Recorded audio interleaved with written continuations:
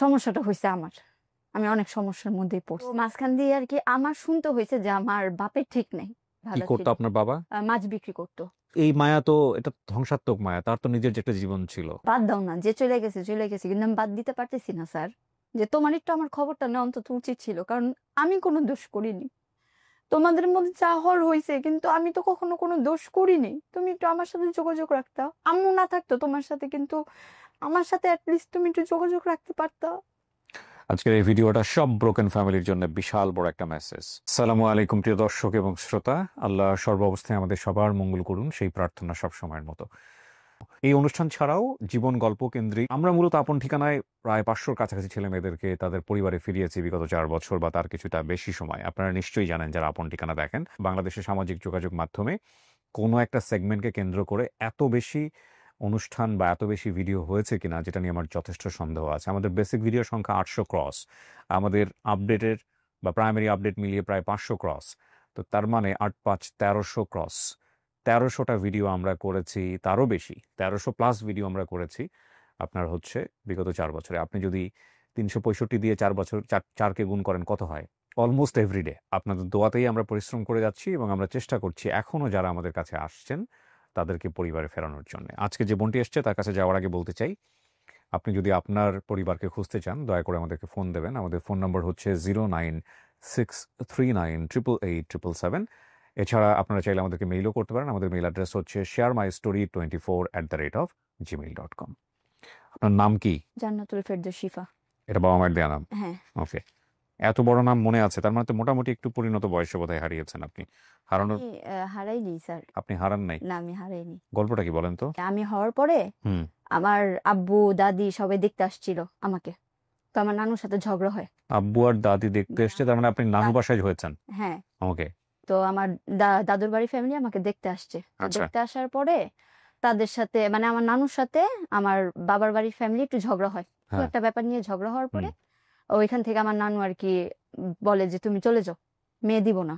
হুম। তো ঝগড়া হওয়ার পরে তো আব্বু দাদু সবাই চলে গেছে, আর আসেনি। আর আমার আম্মু কোনো যোগাযোগ করেনি, আর আমার নানু তো করতে দেয়নি। আম্মু যোগাযোগ করে মানে কি আম্মু নানু বাড়িতে ছিল? হ্যাঁ, আম্মু মানে নানু আম্মুকে রেখে দিয়েছে। আপনি কি প্রথম সন্তান আপনার বাবা? হ্যাঁ, না, আমার আগে একটা আমার ভাই হয়েছিল, কিন্তু ওটা মারা গেছে কি নষ্ট হয়ে গিয়েছে আচ্ছা, আমার আম্মু। তারপরে আমি। পেটে থাকতে নষ্ট হয়ে হ্যাঁ গেছে। হ্যাঁ, ওকে। নষ্ট হয়ে গিয়েছে তারপরে আমি। তো যাই হোক, তারপরে আর আম্মু যোগাযোগ করেনি, নানু যোগাযোগ করতে দেয়নি, আমার আব্বুরাও আসেনি। বর্তমানে আমার 22 বছর চলে, কিন্তু আমি চাই আমার আব্বুকে খুঁজতে, একটাবার দেখতে। এ কারণেই আমার এখানে আপনার আসা। মার সাথে আপনার এই বিষয় নিয়ে কখনো কথা হয়েছে? আমাকে সবসময় বলতো, যখন আমি বুঝি না আর কি, যে মৃত, মারা গেছে। কিন্তু আমি যখন বড় হয়ে আস্তে আস্তে বুঝতে পারি যে মৃত না। কিভাবে বোঝেন আপনি? আমার নানু থেকে জিজ্ঞেস করি হুম। যে মৃত কিভাবে মারা গেল, মানে আমার আগ্রহ বাড়ে এই হুম। সব ব্যাপারটা নিয়ে, হুম। যে মারা গেছে একটা মানুষ, কিভাবে মারা গেল। তো পরে আমার নানুই বলছে, নানু এখন নাই, মারা গেছে।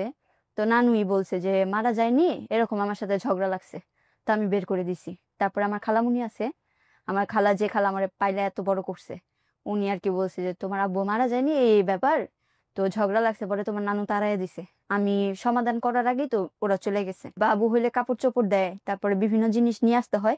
এই ছোট্ট একটা ব্যাপার নিয়ে আমার নানুর সাথে ঝগড়াটা অনেক বড় হয়ে যায় এক পর্যায়ে। তো তারপরে চলে যে গেছে, আর কখনোই আসেনি।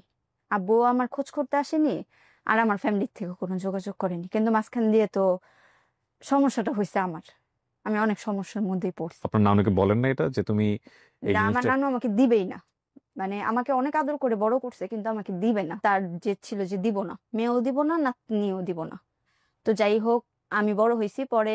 আমার খালা খালু, আমি আমার খালারে মা ডাকি, আমার খালুর আব্বু ডাকি। তারাই আমারে বড় করছে।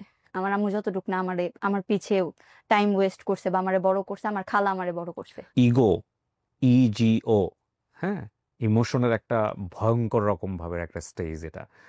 যারা সাইকোলজি নিয়ে পড়াশোনা করেছেন বা যারা সাইকিয়াট্রি ডক্টর আছেন তারা খুব ভালো জানবেন এই বিষয়টা নিয়ে, ডিটেল আছে। আপনারা চাইলে একটু ইউটিউবিং করেন বা গুগলকে একটু জিজ্ঞেস করেন।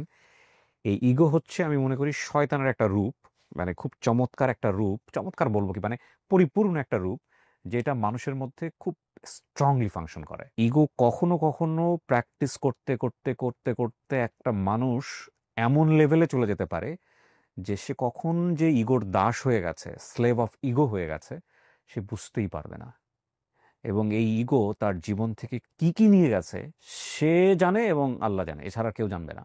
এবং একটা জিনিস মনে রাখেন যে ইগোয়েস্টিক মানুষ মনে করে সবসময় যে আমি উইন করে যাচ্ছি, ওই যে আমরা যেটাকে বলি সহজ ভাষায় ভাব, তার মতো লুজার দুনিয়াতে আর কেউ নাই। যে আমরা বাঙালিরা সরি বলতে অভ্যস্ত না, বাঙালিরা আমরা থ্যাংক ইউ বলতে অভ্যস্ত না, আমরা জাতিগতভাবে কিছুটা ইগোয়েস্টিক, হ্যাঁ আমার কাছে কেন জানি মনে হয়। এবং এগুলো যখন ব্যক্তি পর্যায়ে কিছু কিছু মানুষ এমনভাবে স্ট্রংলি এক্সারসাইজ করে, সেটা তো তার ক্ষতি করেই বাই জেনারেশন ক্ষতি করতে থাকে। ঠিক আছে, এগুলোকে আমরা অনেক সময় বুঝে না বুঝে আবার অ্যাপ্রিসিয়েটও করি, যে বাপের বেটা বা অমুক ঠমুক দেখাই দিছে। কিন্তু এই যে ঘটনাটা, এটার যে কনসিকোয়েন্সেসটা, এই কনসিকোয়েন্সটা কিন্তু খুব মারাত্মক। আপনার বয়স মাত্র এখন 22 বছর, রাইট? হ্যাঁ। এই যে আপনার নানু, মা বা আপনার বাবা মিলে সবাই মিলে যে কাজটা করছে, সবাই, হুম। আমি বাবার কথা বলবো, কারণ বাবার তো উচিত ছিল যতই ইগোস্টিক আসলে হোক না, হ্যাঁ কষ্ট পাইছে তারা এটা করছে, তাহলে তো নিজের মেয়েকে সে দেখতে আসবে না। হ্যাঁ, সে এই সবকিছু মিলায় ওনারা, এটা আমি দেখতে পাচ্ছি একটা ইগোর খেলা।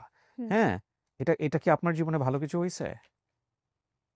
আপনার মাকে বলেন না আম্মু আসছে আমার সাথে অবশ্য, কিন্তু আম্মু কেমন একটা হয়ে গেছে এই ঘটনার পরে। কেন? মানে কেউ কেমন বলতে কি, কেউ কথা বললে একটা ধ্যানে থাকে, কোন রকম মা কথাবার্তা। কি পরবর্তীতে বিয়ে শাদী করছে? না না, আম্মু বিয়ে শাদী করে। আপনাকে নিয়ে লাইফটা কাটাই দিচ্ছে? হ্যাঁ। আপনার মাকে আনবো, আসবে স্ক্রিনে? আমি চাই না আসুক। আচ্ছা, তাহলে আমি আনতে চাই না। আমি চাই না আসুক, কারণ উনি আর কি এইসব ব্যাপারে খুবই কষ্ট পায়। আমিও যে জিজ্ঞেস করি, কষ্ট পাওয়ার কি আছে? উনি গেল না কেন ওনার নিজের আমাকে স্বামীর কাছে? উনার মা যেতে দেয়নি। আমার নানুর তখন অনেক পাওয়ার, পুরান ঢাকায় একটা বাড়ি, একটা তখন আর কি নানু বুড়ো হয়নি, তো একটা পাওয়ার যে না দিব না, মেয়ে আমার কাছে বড় হবে, নাতনি আমার কি কম আছে নাকি? আমার তো কম নাই। আর আমার খালা তো অসম্ভব পরিমাণ আমার আদর করে, তো দিবে না যদি নিয়ে যায়, চলে যাই। কিন্তু মাঝখান দিয়ে আর কি আমার শুনতে হয়েছে যে আমার বাপের ঠিক নেই, এটা আমি শুনছি। আমার খুব কাছের মানুষ আমার বলছে যে আমার বাবার ঠিক নেই, কিন্তু আছে, আমার বাবা ঠিক আছে, আমার বাবাও আছে। তো আমি আসছি একমাত্র যাতে আমি একটা বার তারে দেখতে পারি। পুরো ঠিকানা আছে, আপনি জান নাই কেন? আমি তো চিনি না, আমি কখনো, আমার আম্মুই কখনো যায়নি, আমার আম্মু কখনো যায়নি। বিয়ে হলো কিভাবে তাহলে? পারিবারিক ভাবে হয়েছে, আপনার বাবা এরকম পারিবারিক পরিবারে ভাবে হয়েছে। তারা এই আমাদের ঢাকাতেই ভাড়া ছিল, আম্মুকে নিয়ে ঢাকাতেই ভাড়া ও, ছিল। কিন্তু স্থানীয়ভাবে কখনো ওদের বাড়িতে যাওয়া হয় নাই? না না না, কখনো আম্মুও যায়নি, কি ভাড়া করতো ছিল। আপনার বাবা? মাছ বিক্রি করতো। কোনো ছবি দেখেছেন কখনো আপনার বাবা? না, কোনো কিছুই রাখেনি আম্মু। আমাকে বলাই হয়েছে যে মৃত, কিন্তু আমি তো আস্তে আস্তে বড় হওয়ার সাথে সাথে সবই জানতে পারছি যে আসলে মৃত না, এটা আমাকে লুকানো হচ্ছে। আপনার মা পরবর্তীতে বিয়েও করেনি, আপনার নানুও বিয়ে দেয়নি? না, নানু তো এটা তো ভয়ঙ্কর। আম্মুও করেনি, খালামুনিও দেয়নি। খালামুনি রাখছি যে আমার বোন আমার কাছে থাকে, আমাকে বড়ই করছে আমার খালামুনি। এটা এই মায়া তো, এটা ধ্বংসাত্মক মায়া, তার তো নিজের যে একটা জীবন ছিল। হ্যাঁ। পেইনফুল। আমরা আসলে এই ছোট্ট বিষয় শুনে বুঝতে পারবো না, আপনার মাও নিশ্চয়ই ভিডিওটা দেখবে। হুম। আমি ঠিক জানি না যে আপনার এই কথাগুলা এটা প্রচার করে আপনার বাবার জীবনে কতটা ইফেক্ট তৈরি করবে। এমনও হতে পারে আপনার বাবা হয়তো এমন একটা সংসার তৈরি করছে যেখানে আপনার খবর জানে না তারা। না, একবার আমার আপন মামি আর কি, ওনার সাথে রাস্তায় দেখা হয়েছিল বছর খানিক আগে। তো আব্বু নাকি গাড়ি চালাচ্ছিল, তো দেখা হয়েছে, পরে ডাক দিছে আব্বুই। হুম। ডাকার পরে বলছে যে আমার মেয়েটা কেমন আছে, ভালো মন্দ, মানে যোগ জিজ্ঞাসা করার পরে আমার মামির নাম্বারটা নিছে, যে তুমি দাও, আমি যদি আসি আমার মেয়েটাকে একটু আমাকে দেখাবা। হুম। দেখাবা, পরে মামি নাম্বার দিছে, কিন্তু আমার আব্বু আর কখনো যোগাযোগ করেনি, হয়তো বা নাম্বারটা হারায় গেছে বা কিছু তো একটা হয়েছে। কিন্তু মামিরে বলছে যে আমি আমার মেয়েটারে দেখতে চাই, সে কি বড় হয়েছে, অনেক কিছুই আমার মামির সাথে কথা হয়েছে, মামি আবার সেটা বলছে, কিন্তু আর কখনো ফোন দেয়নি। মামি নাম্বার দিয়েছে কিন্তু ফোন দেয়নি, কিন্তু আমার আপনার বাবা যদি আসে, আপনার মা যদি আপনার বাবাকে চেনে বা আপনার সেই বাবাই যদি হয়, হ্যাঁ। এবং আপনার বাবার জীবনটা যদি এমন হয় যে আপনাদের বাবা মার মধ্যে তো ডিভোর্স হয়নি, না, ডিভোর্স হয়নি। আপনার মা কি তাকে মিস করে? করে, আমি বুঝি তো, আমি তো মেয়ে, আমি বুঝি। আমি কিছু জিজ্ঞাসা করলে সে চুপচাপ, মানে কোনো উত্তর আমাকে দেয় না, চুপচাপ থাকে। আর একটা কথা বলে, বাদ দাও না, যে চলে গেছে চলে গেছে, কিন্তু আমি বাদ দিতে পারতেছি না স্যার, আমি ব্যাপারটা বাদ দিতে পারতেছি না। আপনার বাবার নাম? মোহাম্মদ কবির। কবির মিয়া। মাতা? ফুলবানু বেগম। বাবার দেশ ছিল? ময়মনসিংহ, কিশোরগঞ্জ, ইজনা পাগলিবাড়ি। ইজনা পাগলিবাড়ি, ময়মনসিংহ। হ্যাঁ। ময়মনসিংহ, কিশোরগঞ্জ। হ্যাঁ। দাদার নাম? ইসমাইল মিয়া। বড় চাচার নাম? ভুলে গেছি। বড়িগা মিয়া। হ্যাঁ। বড়িগা মিয়া। হ্যাঁ। 3 নম্বর চাচার নাম মতি মিয়া। মতি মিয়া। আচ্ছা। ছোট চাচার নাম নজরুল মিয়া। ছোট চাচার নাম নজরুল মিয়া। আর 3টা ফুফু আছে আমার, কিন্তু 2টার নাম মনে নাই, একটার নাম ফেরদৌসী। ফেরদৌস। দাদির নাম মনে নাই? না। প্রিয় দর্শক এবং শ্রোতা, এই কবির মিয়াকে আমরা একটু খুঁজে বের করতে পারি কিনা। কবির মিয়া, আপনার মেয়ে আমাদের এখানে আসছে, এই ভিডিওর মাধ্যমে আপনি দেখলেন, আপনার বাবা তো জানবে যে আপনার মার ঠিকানা কোথায়, আপনার মার সেই পুরানো বাড়িটা, এই সমস্ত হ্যাঁ, কিছুই তো পুরানা চেন। বাড়ি না, পুরানা বাড়ি তো আমার নানু বিক্রি করে ফেলছে, কিন্তু আমরা ওই এলাকাতেই আছি, আমরা তো আর ও, এলাকা তাহলে তো ছেড়ে খুঁজে দিই। পাবে না। সো আমি আপনাকে বলবো, কবির মিয়া, আপনি নিজে গিয়ে ওই এলাকায় খোঁজ খবর করার দরকার নাই, কারণ ওইখানকার পরিবেশ কি হবে না হবে আপনি তো জানেন না। এত বছর তারা কিন্তু আপনাকে ছাড়াও থাকতে পারছে, খোঁজ খবর নেয় নাই। সুতরাং আপনি আপনার মেয়ের সাথে দেখা করতে আপনি আমাদের এখানেই আসবেন, এটা আমাদের রিকোয়েস্ট থাকলো। এবং আপনার বাবার প্রতি আপনার কোনো অভিমান আছে? না না, আমি একটাবার দেখতে চাই, কিন্তু অভিমান কি, আমি যদি পাই একটাবার জিজ্ঞেস করব যে তোমার একটু আমার খবরটা নেওয়া অন্তত উচিত ছিল, কারণ আমি কোনো দোষ করিনি। তোমাদের মধ্যে যা হওয়ার হয়েছে, কিন্তু আমি তো কখনো কোনো দোষ করিনি। তুমি একটু আমার সাথে যোগাযোগ রাখতা। আম্মু আম্মু না থাকতো তোমার সাথে, কিন্তু আমার সাথে অ্যাটলিস্ট তুমি একটু যোগাযোগ রাখতে পারতা। আজকের এই ভিডিওটা সব ব্রোকেন ফ্যামিলির জন্য বিশাল বড় একটা মেসেজ। সন্তান দুইজনের, আমি সবসময় বলেছি, আল্লাহ চাইলে পারতো শুধু মেয়েদের পেটে সন্তান দিয়ে দিতে, শুধু ছেলেদের মাধ্যমে সন্তান, আল্লাহ চাইলে সবকিছু পারেন। কিন্তু আল্লাহ এইখানে কোনো প্রকার কার্পণ্য করেননি। একটা ছেলে এবং একটা মেয়ের বৈবাহিক সম্পর্কের মধ্য দিয়ে প্রকৃতিগতভাবেই তিনি আমাদেরকে এই জিনিসটা দেন।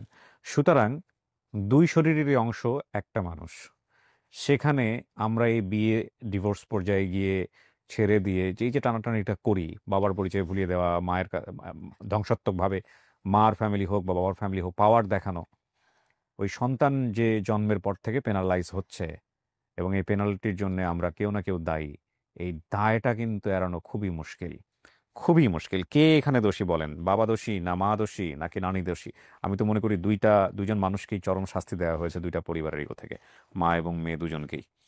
যাই হোক, আমাদের কাজ হচ্ছে বাবাকে খোঁজা। প্রাসঙ্গিকভাবে অনেক কথাই চলে আসে যেটা হয়তো অনেকেরই ভালো লাগবে না। প্রিয় দর্শক এবং শ্রোতা, চলেন আমরা একটু চেষ্টা করি এই কবির মিয়াকে খুঁজে বের করা যায় কিনা। একটা ভালো সংবাদের প্রত্যাশা আমরা শেষ করছি। আসসালামু আলাইকুম।